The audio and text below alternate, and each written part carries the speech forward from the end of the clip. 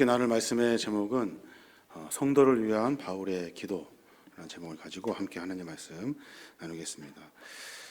벌써 한 해를 마무리해야 되는 그런 시간이 되었습니다. 오늘 성년주일을 맞이했는데 목회자로서 성년주일을 맞이하면 늘 언제나 생각하는 것이 있습니다. 과연 한 해 하나님 보시기에 과연 잘 했는가, 목회를 잘 했는가, 성도를 위해서 많이 기도했는가 하는 것들을 고민해 보게 됩니다. 교회를 위해서, 성도를 위해서 기도하는 것, 우리가 목회자들이 해야 될 일들이죠. 저도 역시 기도하면서 그런 생각이 들었습니다. 많이 기도하는 것, 그리고 여러 가지 기도하는 것 다 중요하겠죠. 기도에서 가장 중요한 것은 뭘까요? 고민하면서 그런 생각을 해보게 됩니다. 기도에서 가장 중요한 것은 진심이거든요. 진심. 이 진심의 마음을 가지고 기도하는 것 상당히 중요합니다. 많이 기도하는 것도 중요하지만 진심을 담아 기도하는 것이 훨씬 더 중요하겠다라는 생각을 해보게 됩니다. 한 해를 뒤돌아보면서 많은 일들이 있었고 그 속에서 우리가 고민하고 몸부림치는 일들이 있었습니다. 또 하나님 앞에 기도하는 일도 아마 많이 있었을 겁니다. 사랑하는 여러분, 진심을 가지고 하나님 앞에 기도하셨는가? 진심을 가지고 하나님 앞에 우리가 기도했는가? 우리가 한번 고민해 볼 필요가 있어요. 저는 말씀을 준비하면서 에베소서 3장에 있는 말씀을 참 오랫동안 묵상을 했습니다. 도대체 이 말씀이 도대체 무슨 말씀인가 고민하게 되는데 놀라운 은혜를 깨닫게 됩니다.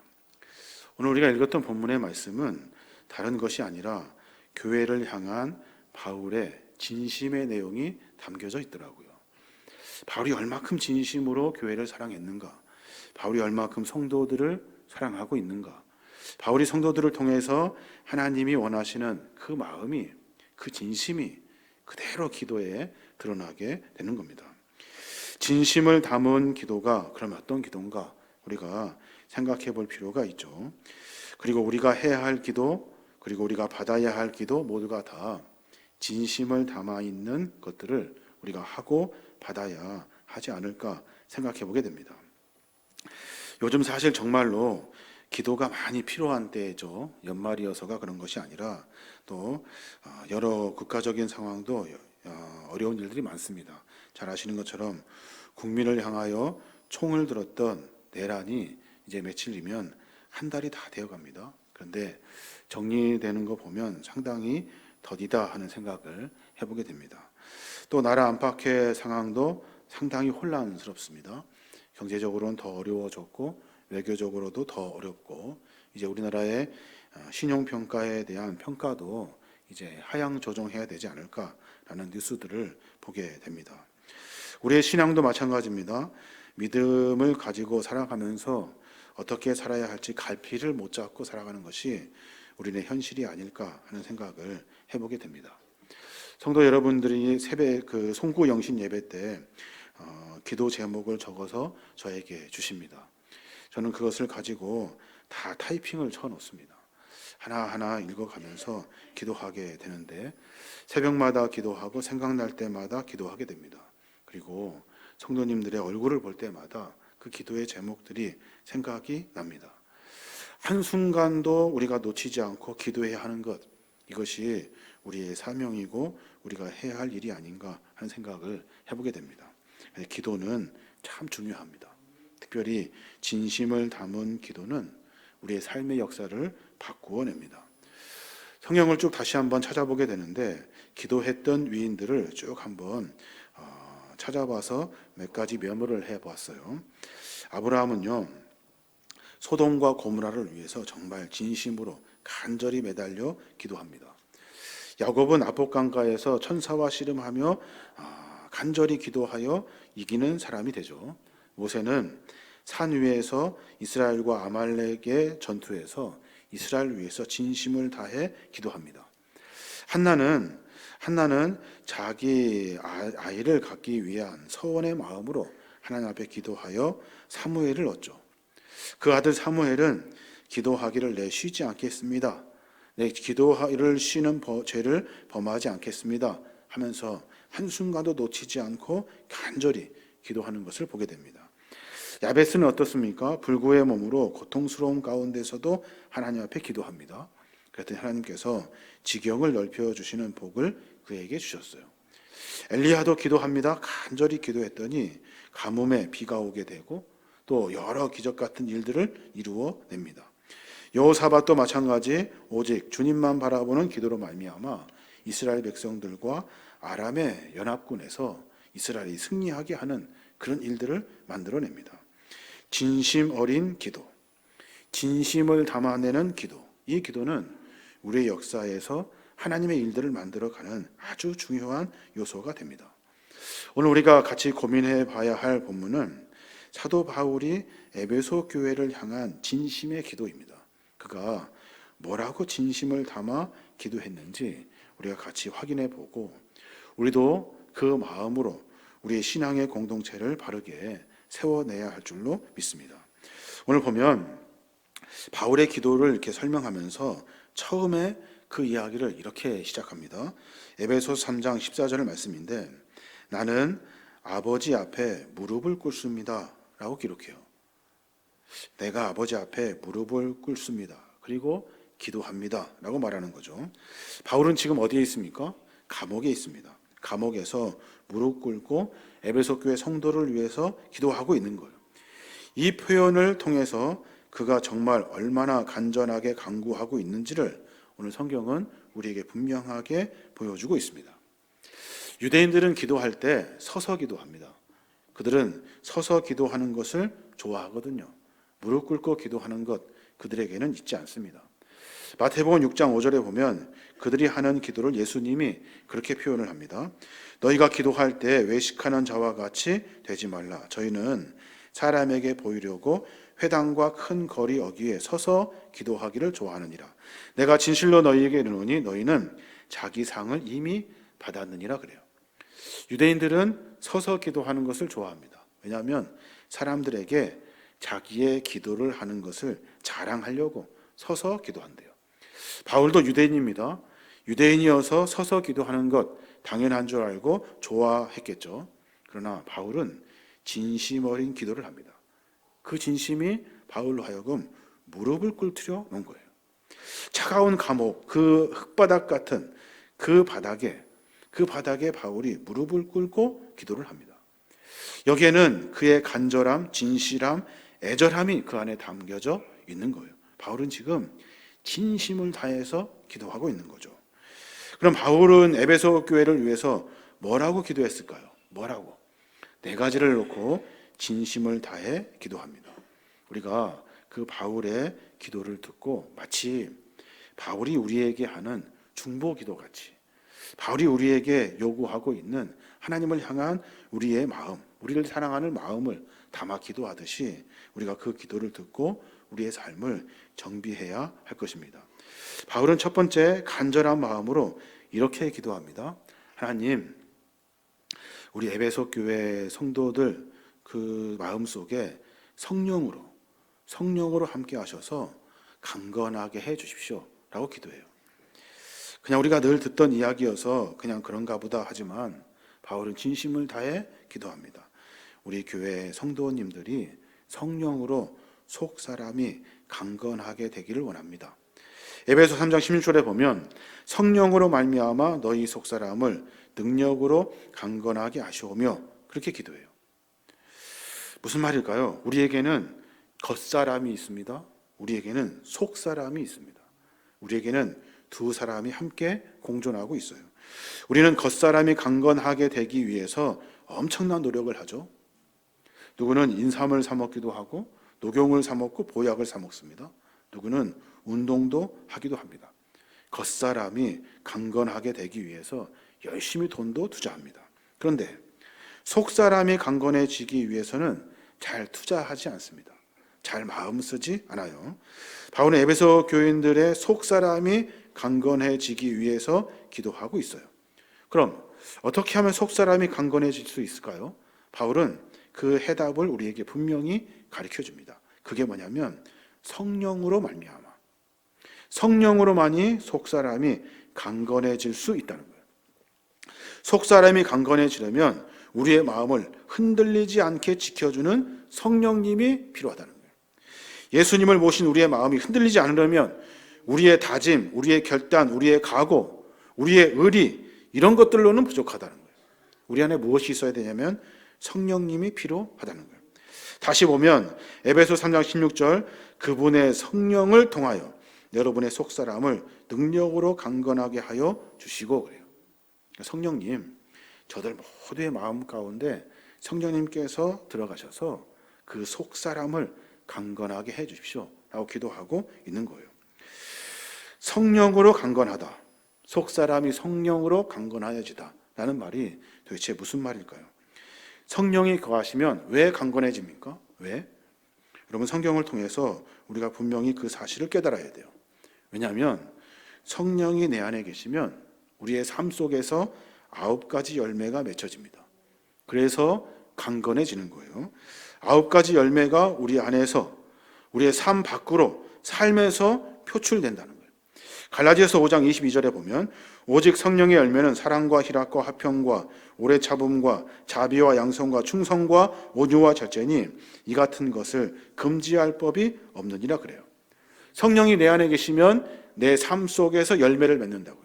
무슨 열매냐면 사랑하게 되고 기뻐하게 되고 화평하게 되고 인내하게 되고 자비롭게 되고 착한 일 하게 되고 충성하게 되고 온유하게 되고 절제하는 삶을 살게 된다는 거예요.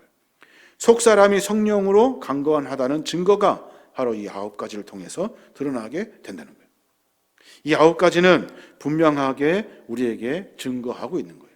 우리의 성품과 우리의 관계가 삶 속에서 변화되게 된다는 겁니다.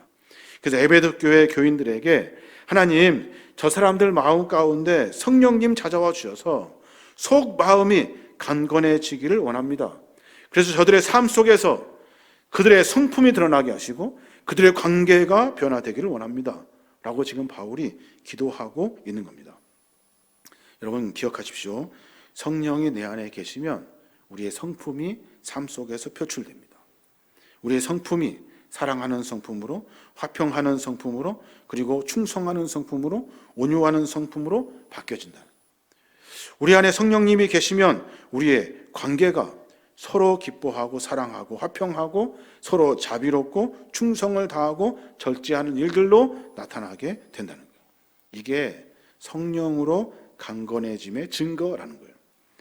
또 한 가지, 속사람이 성령으로 강건하다는 특징이 있어요. 그 특징이 뭐냐면 하나님에 대한 신뢰입니다. 성령이 내 안에 계시면 하나님에 대한 신뢰가 바뀌어요. 전에는 내 생각, 내 방법이 그것이 내 삶을 이끌어가는 것이라 신뢰했거든요. 근데 성령이 내 안에 계시면, 성령님께서 내 안에 계시면 하나님에 대한 신뢰가 바뀌어지게 돼요. 아, 이 모든 것은 하나님이 하시면 되겠구나, 하나님이 이 일을 하고 계시구나 라고 하는 신뢰가 우리 안에 생기게 된다는 거예요. 이게 성령으로 속사람이 강건해지는 증거라는 겁니다. 이스라엘 역사를 보면 출애굽할 때 모세를 들어 하나님이 계획하시고 일하시죠. 이스라엘 백성이 애굽에서 살 때 인구가 갑자기 번성하기 시작합니다. 그랬더니 바로 왕이 명령을 내려요. 아들을 낳으면 다 죽여라 라고 명령을 합니다. 인구를 다 말살시키려고 하는 것이 아니라 인구를 막 억제하고 있는 거죠. 그때 누가 태어나냐면 모세가 태어납니다. 모세의 엄마 아빠는 각오합니다. 내가 이 모세를 숨겨서 끝까지 내가 키우겠노라고 각오하고 결단을 합니다.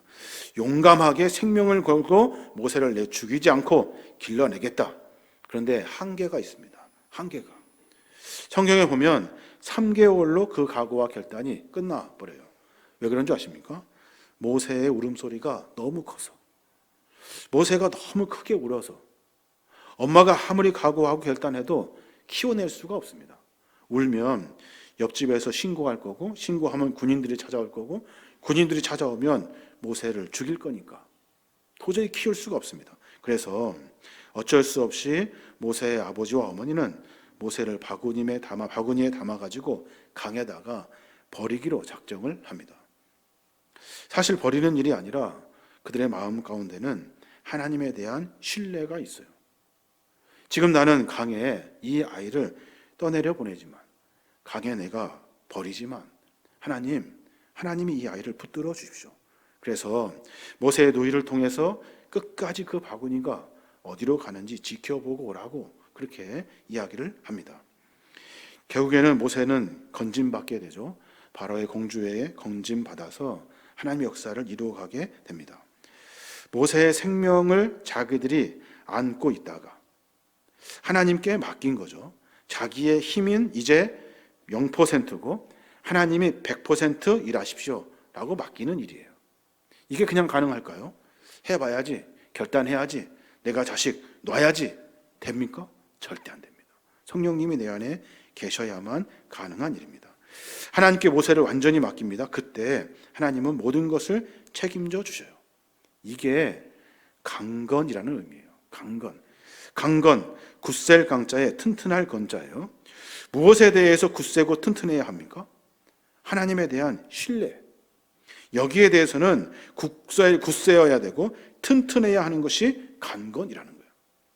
그래서 강건한 사람은 내 안에 성령님이 계시고 하나님에 대한 신뢰가 튼튼합니다. 굳세어 변하지가 않는 거예요. 그러므로 우리가 예수를 믿을 때요, 우리 속에 성령이 들어오시고 우리 안에 하나님 성령께서 내주하십니다. 그러면 내 성품과 관계를 통해서 9가지 열매를 맺게 되고, 또 성령님은 우리로 하여금 하나님을 100% 신뢰할 수 있도록 강건한 은혜를 허락해 주시는 거예요. 이게 바로 성령 충만한 상태라는 겁니다. 바울은 지금 에베소 교회 성도들에게 그 이야기를 하고 있는 거예요. 여러분, 성령이 여러분 안에 계셔서 성품과 관계의 열매를 맺기를 바랍니다.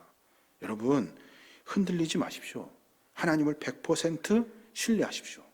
여러분 할 수 없습니다. 성령께서 여러분에게 계시면, 성령님이 여러분 안에 계시면 가능한 일입니다.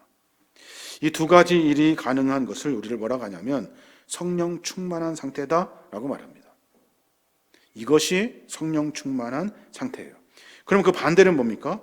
사람에게 어떠한 성품과 관계의 열매를 맺을 수가 없습니다. 맨날 서로 상처 주고 맨날 자기 중심으로 살고 인간적인 방법들만 나열하는 사람은 별소리를 다 해도 영적 침체의 상태에 빠진 사람입니다. 절대로 그 사람은 성령 충만하다 말할 수 없습니다. 그 사람에게서 아무런 성품과 관계의 역사가 보이지 않습니다. 영적 침체의 상태. 그래서 성경에 보면 성령의 역사가 사라지면 안 됩니다. 여러분, 성령의 역사가 사라지지 않도록 성령을 꼭 붙드십시오 라고 말하고 있는 거예요. 그래서 성도에게는, 그리스도인에게는 성령 충만함이 중요한 겁니다. 데살로니가전서 5장에 보면 성령을 소멸하지 마십시오 라고 권면해요. 마태복음 12장에 보면 성령을 거역하지 마십시오 라고 말합니다. 에베소서 4장에 보면 성령을 근심하게 하지 마십시오. 그 성령이 여러분 안에서 사라지면 여러분은 성령 충만하지 못하고 여러분의 삶이 엉망이 돼버리고 맙니다. 여러분, 성령 충만, 목소리 쉬어가면서 기도하고 뭐 막 움직이고 춤추고 이런 것들이 성령 충만 아닙니다. 성령 충만은 삶으로 증명되는 겁니다. 우리가 성령을 마음에 모시고 성령님이 주시는 감동과 명령으로 성령님을 거역하지 않고 근심시키지 아니하고 우리 안에 성령의 역사가 일어나면 우리의 성품과 관계의 열매를 맺게 되고 하나님을 100% 신뢰하게 된다는 겁니다. 성령님을 우리 안에 모시는 것, 이것이 가장 중요합니다. 그 사도 바울은 에베소 교회 성도들에게 그 이야기를 하고 있는 겁니다. 저도 목회자로서 우리 교회 성도들에게 그렇게 기도해드리고 싶어요. 사랑하는 여러분, 성령으로 여러분의 마음에 속사람이 더욱더 강건하게 되기를 바랍니다. 성령으로 여러분의 삶이 달라지고 변화되기를 원합니다. 우리가 말씀을 읽습니다. 말씀을 읽는 이유가 있습니다. 왜 읽습니까? 오늘도 일독했네, 자랑하려고, 그러려고 말씀을 읽습니까? 그렇지 않습니다. 말씀은 성령의 검이라 했습니다. 성령의 검. 성령의 검은 무엇으로 나를 서게 합니까? 말씀으로 나를 서게 합니다. 말씀을 듣고 읽고 새기고 말씀으로 삶을 정비하면 성령의 검에 날이 섭니다. 성령의 날에 검이 있으면 어떻게 됩니까? 내 안에 성품과 관계의 열매를 맺게 됩니다. 누구보다 더 큰 은혜, 더 큰 성품, 더 큰 관계를 맺게 됩니다. 누구보다 하나님을 더 많이 신뢰하게 되는 거예요. 그래서 우리가 말씀을 보게 되는 겁니다. 우리 모두가 다 하나님 안에서 이런 성령으로 우리의 삶이, 우리의 속사람이 더욱더 강건하게 되시길 주님의 이름으로 축원합니다. 또 하나, 바울이 에베소 교회를 위해 무릎 꿇고 간절히 기도하는 두 번째가 있어요. 그것이 뭐냐면 이렇게 기도합니다. 주님, 그들에게 믿음을 주어서 성도의 마음에 주님이 머물게 해 주십시오 라고 기도해요. 주님, 그들에게 믿음을 주어서 주님이 좀 그 마음에 머물 수 있게 좀 해 주십시오. 17절에 그렇게 말합니다. 믿음으로 말미암아 그리스도께서 너희 마음에 계시게 하시옵고, 그래요. 믿음으로 그리스도가 그 성도들 각자 마음에 있었으면 좋겠습니다 라고 기도하고 있는 거예요. 한번 가만히 묵상해 봤습니다. 여러분, 믿음의 궁극적인 목적이 뭡니까? 목표가 어디입니까? 믿음의 궁극적인 목표, 우리 모두가 다 말하죠. 구원입니다 라고 말해요. 믿음 얻으면 구원을 얻습니다. 믿음 가지면. 그래서 믿음의 궁극적인 목표가 구원이라고 생각합니다. 그런데 오늘 바울은 구원이 아니다 라고 말해요. 믿음의 궁극적인 목표는 구원이 아니래요. 구원이 아니라 뭐냐면 믿음이라는 거예요.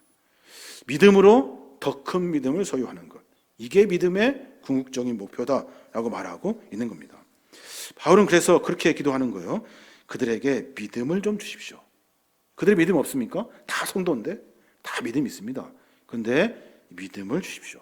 그래서 그 믿음으로 구원만 받는 것이 아니라 그들 마음 가운데 예수님, 그리스도를 좀 모시며 살게 해 주십시오 라고 이야기하고 있는 거예요. 17절 다시 보면 믿음으로 말미암아 그리스도께서 너희 마음에 계시게 하시옵고, 그래요. 믿음으로 그리스도께서 너희 마음에 계시게 하십시오. 바울은 계속해서 그 이야기를 합니다. 믿음의 궁극적인 목적은 구원이 아닙니다. 믿음의 궁극적인 목적은 더 큰 믿음입니다 라고 말하고 있다고요. 로마서 1장 17절에도 그 이야기를 하고 있습니다. 복음에는 하나님의 의가 나타나서 믿음으로 믿음에 이르게 하나니 기록된 바 오직 의인은 믿음으로 말미암아 살리라, 그래요. 믿음으로 믿음에 이르게 한대요. 이게 믿음의 궁극적인 목적이에요. 다시 말해서 믿음 후에 믿음을 가질 수 있도록 해 주십시오. 그 믿음이 있어야만이 우리 성도들 마음에 주님이 계실 수 있습니다. 그냥 나 믿음 가졌어, 나 믿기로 했어, 나 구원 받았어 하고 세상에서 지 멋대로 사는 것이 아니라 그들이 믿음 가지고 다시 믿음을 키워 내 안에 그 믿음에 가지고 예수 그리스도를 모시며 살 수 있도록, 그래서 주님이 그 믿음의 뿌리를 깊이 내리셔서 움직이지 아니하시도록 조대 순간마다 조급한 마음으로, 의심하는 마음으로 세상의 수많은 일들 속에서 막 섞어 살듯이, 양발 거치듯이 그렇게 살지 아니하고 그들이 믿음으로 예수 그리스도를 깊이 모실 수 있도록 하나님 그들에게 그 믿음을 좀 주십시오 라고 말하고 있는 거예요. 하나님, 성도들에게 믿음을 좀 주십시오. 믿음을 좀 주셔서 그리스도를 모실 수 있도록 해 주십시오. 사랑하는 여러분, 여기에 우리 안에 믿음 없는 사람이 어디 있습니까? 다 있습니다. 그런데 예수 그리스도를 모실 믿음은 없습니다. 그 예수 그리스도를 모실 만한 믿음이 없을 수 있다는 거예요. 이 말을 묵상하면서 참 마음이 아파요. 나에게는 과연 내 안에는 예수 그리스도가 계신가? 예수 그리스도를 모실 만한 믿음이 있는가? 나 구원받은 것은 확실히 알겠는데 예수가 과연 내 안에 계신가? 사랑하는 여러분, 날마다 이렇게 기도하셔야 돼요. 하나님, 내가 예수님을 믿는 믿음이 흔들리지 않게 해주십시오. 나의 믿음이 내가 입술로만 고백하는 것이 아니라 예수 그리스도, 주님의 거룩한 은혜로 말미암아 주님이 내 안에 뿌리 깊게 받으셔서 움직이지 않도록, 비가 오거나 창수가 나고 바람이 불고 폭풍우가 몰아쳐도 쓰러지지 않도록, 내가 왔다 갔다 하지 아니하도록, 흔들리지 아니하도록 내 안에 주님이 오셔서 내가 주님을 모실 수 있도록 내 믿음을 좀 주십시오. 여러분, 이렇게 기도하셔야 돼요. 그래서 성도에게는 기분 나쁨도 없고, 성도에게는 낙심도 없고, 성도에게는 좌절도 없습니다. 왜요? 하나님이 내 안에 계시는데 그것이 뭐가 중요합니까? 하나도 안 중요합니다. 그 믿음을 좀 주십시오. 그래서 사명 감당할 수 있도록 주님이 그들 안에 계십시오. 저도 그렇게 기도하고 싶습니다. 우리 모든 광주 계림교회 믿음의 성도들 마음 가운데 믿음을 좀 가졌으면 좋겠어요. 그래서 그 믿음으로 말미암아 나 구원받아서 자랑하는 것에 그치는 것이 아니라 예수님이 내 안에 계셔, 예수님이 내 안에 계셔 라고 자랑할 수 있는 그런 우리 모두가 되었으면 좋겠습니다. 또 하나 바울이 에베소 교회 교인들을 위해서 무릎 꿇고 간절히 기도하는 세 번째 기도의 제목이 있어요. 뭐라고 기도하냐면 이렇게 기도합니다. 사랑의 하나님, 서로 사랑하면서 그리스도의 풍성한 사랑을 알게 해주십시오. 그래요. 서로 사랑하면서 그리스도의 풍성한 사랑을 알게 해주십시오. 에베소 3장 18절에 보면 그렇게 말해요. 모든 성도와 함께 여러분이 그리스도의 사랑의 너비와 길이와 높이와 깊이가 어떠한지를 깨달을 수 있게 되고 지식을 초월하는 그리스도의 사랑을 알게 되기를 바랍니다. 그래요. 간단합니다. 그리스도의 사랑을 좀 알게 해주십시오. 이 말이거든요. 근데 앞에 전제가 붙었어요. 뭐가냐면 성도와 함께, 모든 성도와 함께 그리스도의 사랑을 깨닫게 해주십시오. 그래서 그 사랑이 얼마나 큰지, 얼마나 깊은지, 높은지, 그리고 긴지 깨닫게 해주십시오. 이것은 인간의 지식을 초월한 하나님의 사랑입니다. 어떻게 깨달을 수 있냐고요? 모든 성도들과 함께 사랑하면서 깨닫게 해주십시오. 하나님의 사랑을 알고 싶은 사람은 형제를 사랑해 보면 됩니다. 하나님의 사랑을 알고 싶으면 형제를 사랑해 보면 돼요. 사랑해 보면 그 사랑이 얼마나 어렵고 힘든지 알게 됩니다. 사랑을 쉽게 말하는 사람은 사랑해 보지 못한 사람이에요. 사랑이 얼마나 어려운지 아는 사람은 진심으로 살아본 사람입니다. 무조건 형제를 사랑하라고 윽박지르는 사람은 성도를 사랑하지 못한 사람이에요. 그 사람은 사랑이 뭔지를 몰라요. 형제를 사랑한다는 것이 얼마나 어렵습니까? 내 뜻대로 되지 않는 사람을 사랑해야 됩니다. 나를 사랑해 주지 않는 사람을 사랑해야 됩니다. 나에게 아픔을 준 사람을 사랑해야 합니다. 내 스타일이 아닌데 사랑을 멈추어서는 안 됩니다. 그것은 너무나 어려운 사랑이잖아요. 너무나 어렵습니다. 근데 바울은 이렇게 기도해요. 성도들끼리 서로 사랑하면서 그 사랑을 통해서 그 사랑이 얼마나 어려운지 깨달으면서 예수 그리스도가 나를 얼마큼 사랑했는지 알게 해주십시오 라고 기도하고 있는 거예요. 그렇게 어려운 사랑을 힘을 다해 해보면서 느끼는 것이 있을 거 아니야. 주님이 이런 나를, 형편없는 나를, 그토록 엄청나게 나를 사랑해 주시는 그 사랑을, 그 어려운 사랑을 나에게 보여주셨음을 깨닫게 하라는 거예요. 나는 나와 별반 다를 바 없는 형제를 사랑하기가 이렇게 어려운데 완벽하신 하나님께서 완벽하지 않는 나를, 완벽하신 하나님께서 죄 많은 나를, 형편없는 나를 사랑하시기까지 얼마나 힘드셨을까? 또 도망가고 자기 멋대로 하는 나를 하나님이 포기하지 아니하시고 죽기까지 사랑하시는 그 사랑을 성도들끼리 사랑하면서 체험해 보라는 거예요. 깨달으라는 거예요. 그래서 교회가 사랑 공동체가 되어 가는 겁니다. 서로 사랑합니다. 사랑하십시오. 됩니까? 안 됩니다. 사랑해 보니까 어려워요. 힘들어요. 근데 또 사랑합니다. 어떻게 해요? 주님이 나를 사랑하는 것을 깨닫고, 사랑하기가 이렇게 어렵구나. 주님이 나를 이렇게 사랑하셨구나. 사랑하기가 이렇게 고되구나. 주님이 나를 그렇게 고되게 사랑해 주셨구나. 그 사랑을 알고 깨달으라는 겁니다. 하나님, 에베소 교인들이 서로 사랑하면서 지식을 뛰어넘는 그리스도의 사랑을 알게 되기를 원합니다. 이게 바울의 기도예요. 우리가 이렇게 서로 사랑하기 힘든데 하나님은 우리를 사랑하기까지 얼마나 힘드셨을까? 깊이 한번 묵상해 볼 필요가 있어요. 그래서 바울은 성도끼리 뜨겁게 사랑해 보래요. 그래야 하나님이 나를 사랑하는 것을 알 수가 있대요. 기가 막힌 기도 아닙니까? 에베소서 3장 17절에 보면 그가 그렇게 말해요. 너희가 사랑 가운데서 뿌리가 박히고 터가 굳어져서 능히 모든 성도와 함께 지식에 넘치는 그리스도의 사랑을 알고 그 너비와 길이와 높이와 깊이가 어떠함을 깨달아 하나님의 모든 충만하신 것으로 너희에게 충만하게 하시기를 구하노라. 사랑하는 여러분, 그리스도의 사랑을 깨달으려면 성도들끼리 사랑해야 됩니다. 형제들끼리 사랑해야 그 사랑을 깨달을 수 있다고 바울이 우리에게 가르쳐주고 있어요. 이제 마지막으로 에베소 교인들을 위해서 무릎 꿇고 간절히 기도하는 네 번째 기도가 있습니다. 그 기도가 뭐냐면, 하나님, 저들이 구하는 것보다 더 넘치게 역사해 주십시오. 이 기도를 바울이 성도들을 향해서 합니다. 한번 생각해 보세요. 우리가 살다가 소원하는 만큼만 이루어져도 기적이라고 말하는데, 마음에 생각하는 것이 그대로 이루어지기만 해도 대박이라고 탄성을 지르는데, 만약 우리가 구하는 것이나 생각하는 것보다 더 넘치도록 이루어진다면 이거 얼마나 멋진 일입니까? 얼마나 멋진 일입니까? 바울은 성도들 가운데서 이런 일이 일어나도록 기도하고 있어요. 왜 그럴까요? 그냥 되는 일입니까?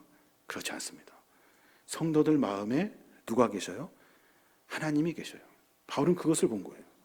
에베소 교회 성도들 마음 가운데 하나님을 향한 마음이 있어요. 그 마음, 하나님, 그들이 부족합니다. 미련합니다. 멍청합니다. 어리석습니다. 참 바보 같습니다. 그런데 하나님이 그들 가운데 계시지 않습니까? 그들이 기도할 텐데, 그들이 짧은 소견으로 기도할 텐데, 짧은 지식으로 기도할 텐데, 하나님, 그들의 생각을 마시고 하나님의 생각으로 그보다 훨씬 더 큰 은혜를 부어주십시오. 이게 사도 바울의 기도예요. 하나님은 성도 안에서 성도의 생각을 감찰하십니다. 그 생각이 잘못되면 하나님의 생각으로, 하나님의 뜻으로 고쳐주십니다. 우리가 기도하는 것이 스케일이 너무 작아요.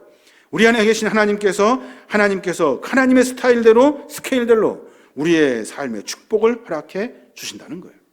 그래서 이렇게 기도하는 거예요. 에베소 3장 20절에 보면, 우리 가운데 역사하시는 능력으로 우리가 구하거나 생각하는 것보다 더욱 넘치게 해주시는 하나님. 우리 가운데 역사하는 능력이 누구예요? 하나님의 역사예요. 모두가 다 하나님을 섬기고 있다고요. 그런데 우리는 멍청해요. 우리는 어리석어요. 우리는 참 미련해요. 우리가 하는 기도대로만 해도 충분한데, 하나님, 저들의 생각하는 것보다 하나님의 마음으로 더욱 넘치게 해 주십시오. 이게 바울의 기도라는 거예요. 우리도 마찬가지입니다. 우리는 어리석죠. 멍청하죠. 우리가 생각하는 것이 다입니까? 하나님 우리 볼 때는 세상에 이런 바보들이 없겠죠. 그래서 하나님이 우리는 이런 은혜를 허락해 주시는 거예요. 비록 너희들이 짧은 소견으로 기도해도 하나님은 어떻게 일하신다고요? 우리가 생각하는 것보다 더 넘치도록 축복하시는 분이 하나님이시라는 거예요. 이게 우리가 만날 하나님인 거예요. 바울이 성도들에게 그렇게 간절히 기도합니다. 저도 우리 광주 계림교회 성도님들이 바쁘고 분주하고 믿음도 없고 약하고 연약하여서 하나님 앞에 기도하는 것이 부족할 수 있습니다. 근데 하나님, 저들 가운데 계신 하나님이 정리해 주십시오. 저들의 기도를 들으시고 더 큰 은혜로 덧입혀 주십시오. 이게 바울의 간절한 기도라는 겁니다. 저도 그렇게 기도하고 싶어요. 오늘 말씀을 좀 요약해 보면, 성령 충만함으로 우리의 삶 속에서 성품과 인격의 삶이 변화되고 하나님을 신뢰하는 마음이 저와 여러분에게 충만하시길 바랍니다. 믿음으로 예수 그리스도께서 여러분 속에 계셔서 그 믿음을 또 낳게 하고 그 믿음이 흔들리지 아니하는 믿음의 삶을 살아내기를 원합니다. 우리 안에 역사하시는 성령님의 역사로 말미암아, 그 하나님의 능력으로 말미암아 우리가 구하는 것이 형편없지만 하나님은 그걸 다 아시고 하나님의 마음으로 우리의 삶을 축복해 주실 줄로 믿습니다. 이것이 우리가 구해야 할 기도인 겁니다. 바울은 진심을 다해서 이렇게 기도합니다. 우리 온 성도들이 그렇게 기도하고 그렇게 기도를 받고 그렇게 삶을 살아내야 될 줄로 믿습니다. 바울이 마지막으로 그렇게 기도의 강구를 마칩니다. 거기에다가 제가 저희 교회 이름을 이렇게 넣어봤어요. 이렇게 기도하더라고요. 광주 계림교회 안에서와 그리스도 예수 안에서 영광이 대대로 영원무궁하기를 원하노라.